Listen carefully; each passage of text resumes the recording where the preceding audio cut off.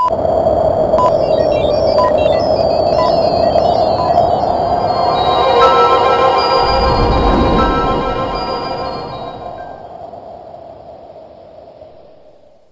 to Michigan Out of Doors. This week we're up here in Gratiot County for the goose opener. We're going to show you how we did out here in the field for that. We're going to take you down to the Huron River and show you some smallmouth fishing on flies at night. We've got a lot of great stuff for you this week, so you stay tuned. It's time for Michigan Out of Doors.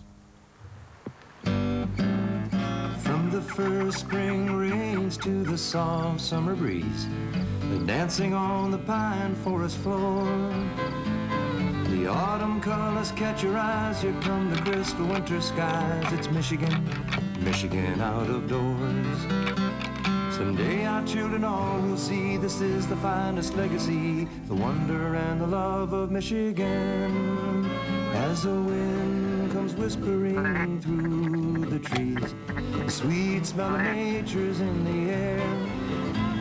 From the Great Lakes to the quiet stream, shining like the sportsman's dream, it's Michigan out of doors that we all share. When you think of fly fishing, you may not think of southeast Michigan. But one of the most beautiful rivers in the state can be found down there, and that's the Huron River. On many summer days like this one, you can find Dirk Fischbach along the banks of the Huron River looking for smallmouth. He's been fishing the area most of his life, and he knows many of the regulars on the river by just looking at the vehicles in the parking areas. Tonight we would be fishing the famed hex hatch that brings the big fish to the surface for fly fishermen to tangle with. Having written a book on fly fishing the Huron, Dirk already had a plan in mind for this quiet evening. What we're going to be doing here tonight is fishing a couple of major mayfly hatches. We've got hexagenia on the water from about 8 o'clock on, and we're also going to have some efferons, which are a white drake, a smaller but still very substantial mayfly. It'll be on the water from about 8:30 on.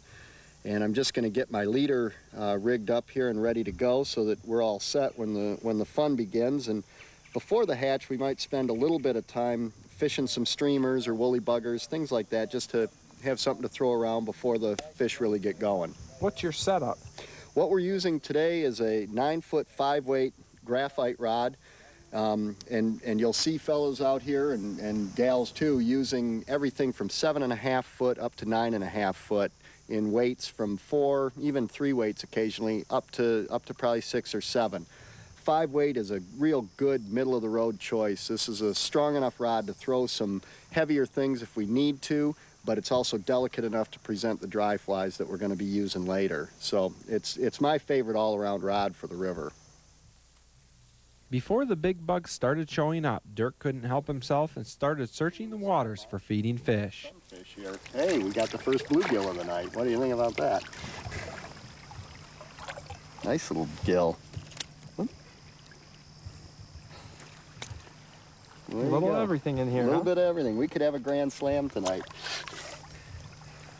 We get a largemouth, a rock bass, and a smallmouth. Now we got the grand slam. So let's keep our eyes open, see what we come up with.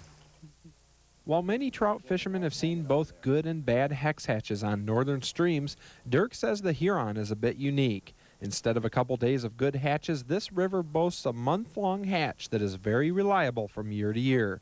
On almost any day in August, fishermen can find big mayflies in abundance and big smallmouth that are feeding on the surface. Dirk was fishing a big hex pattern with an efferon dropper. Efferons are white mayflies and are a bit smaller than hexes, but sometimes that's just what a river smallie is looking for. A proper cast and a good drift fooled another fish that had been rising across the river.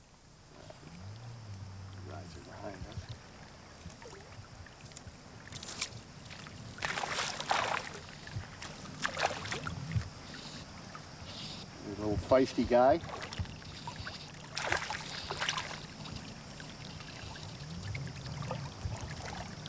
He liked that efferon that time.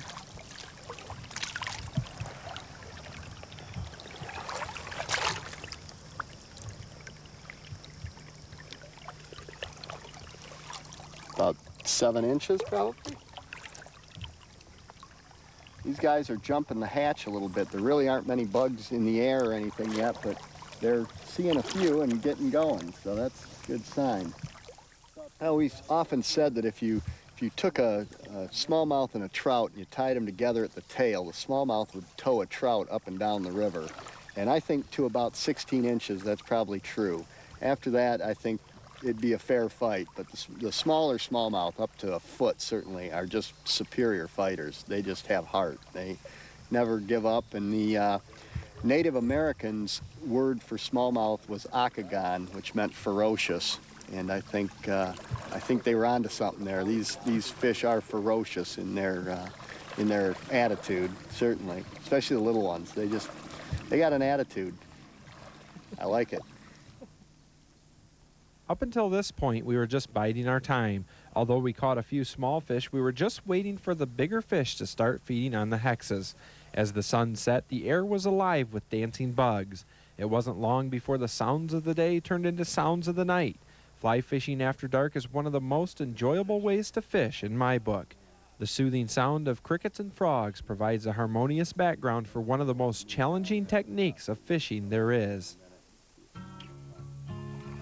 What's the fun of this, being out here in the dark like this? You know, it's the challenge of trying to make something happen when it's hard to see.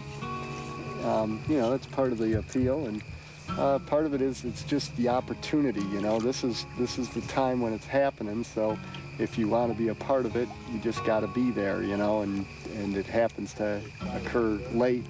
You know, this time of year.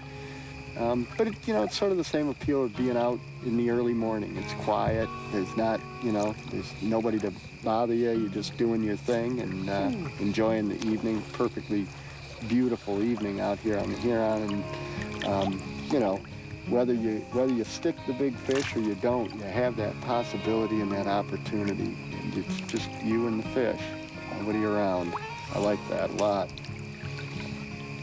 The solitude to the evening that you just can't really find any other time. Now Dirk really makes this look easy, but I can assure you it's not as easy as it looks. Wading up and down a river after dark without getting wet is difficult enough to do, but that's not even the hard part. Once you hear a rising fish, then you have to make accurate casts to it without getting tangled in a tree or spooking the fish. Once the sun went down, a few fish started rising, and before long Dirk landed a rock bass. But while releasing the fish, we heard a very nice sounding rise just downstream.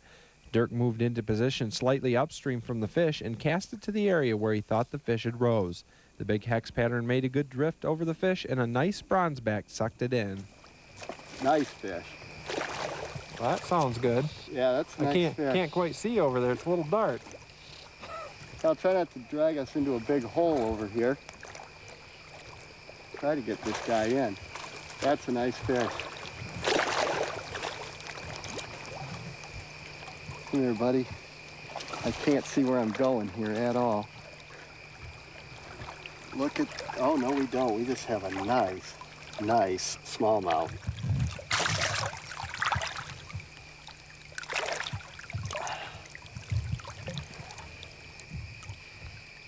There we go. That's what we were looking for. That's what we were looking for, right there. Boy, you know what? We may give him the fly. It's down in his jaw in an area where I don't want to hurt him. I don't want to dislocate that jaw, getting that fly out. All right, Mr. Smallmouth, beautiful fish. Just revive him a little bit. I'll let him dictate when he's ready to go. We'll just hold him here, and there he goes. Beautiful. Beautiful fish. Smallmouth after dark. You gotta love that. You gotta love that. That was about our last chance for a big one, I think. They kind of shut off right at dark out here, and I'm glad we stuck it out for a few more minutes. That was well worth it. What an end to a beautiful night on the river. A special thanks to Dirk Fischbach for taking us along on a fly fishing trip with postcard sunsets, mayflies on the water, and smallmouths taking flight here in Michigan's outdoors. Thanks for joining us for Michigan Out of Doors this week. Hey, if you are interested in taking part in Michigan's very first dove season, keep your eyes and ears peeled because this Thursday evening. The NRC is expected at their meeting here in Lansing to approve a dove hunting season, and if they do, it will start Friday morning. So check out their website to find out all the details on that late Thursday night. And another memo for you. Our woodcock season starts on September 25th this year. Now, if you're looking at our Michigan Out of Doors calendar in the magazine or our wildlife calendar, it is misprinted, but woodcock season opens on the 25th, and there's still plenty of goose hunting to be had this fall, so make sure you get out there and do that. And we'll see you here next week for Michigan Out of Doors.